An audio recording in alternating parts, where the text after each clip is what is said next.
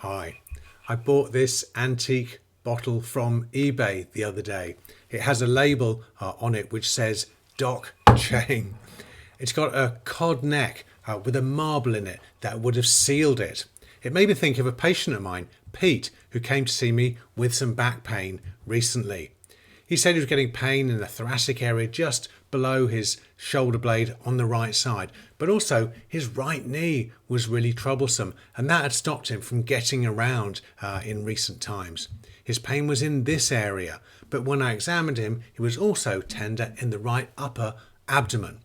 It was quite painful.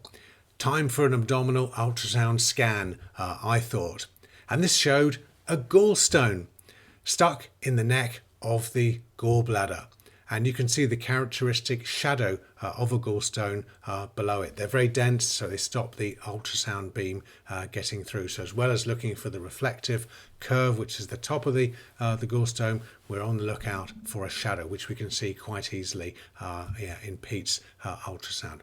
But what are gallstones? Well, they're sort of concretions made from a mixture of bile salts and pigments and cholesterol. They vary from person to person. They're very common. Lots of us will have gallstones at any one time, but most of the time gallstones don't even really cause a problem. We're not really aware that they're there. They're floating around in the gallbladder, not causing a problem until they get stuck down at the bottom of the gallbladder and block the exit flow of bile from the gallbladder down the bile duct into the digestive system.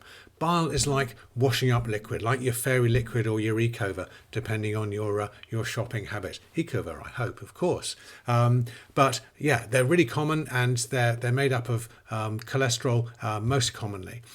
Who gets them? Well, typically it's taught, or has been taught in the past, that females who are a bit overweight, middle-aged females who are overweight are highest risk of getting problems from gallstones. But I think the demographics are changing, and my experience is that actually I see lots of males with gallstones, and I see them in young people and in older people as well. So I don't think that we can be too firm about deciding who's most likely to get them, because I think they're pretty common generally.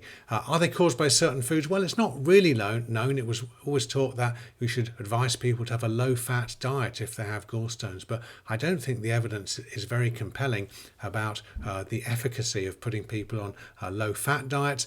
We do know that if you have a high calorie intake, you're more prone to getting problems from gallstones, but paradoxically, if you go on a crash diet, try and lose weight, you're much more at risk of getting gallstones when you go on the crash diet. So it's not really known what the best diet is. Probably a mixed diet and not eating too much is really the answer. There was a great paper though produced in the Journal of the American Medical Association, published just recently, written by Eleanor Watts using biobank data, and what they found was that 20 minutes of physical exercise per day reduces your risk of gallbladder disease by 20%, which is a huge amount. Honestly, if that was a drug, it would make headline news, but because it's only exercise, no one even says anything very much about it. But I thought that was very, very interesting, and maybe it's a little bit like the marble in the cod neck of the antique bottle that I bought the other day, which when we're moving, if there's a gallstone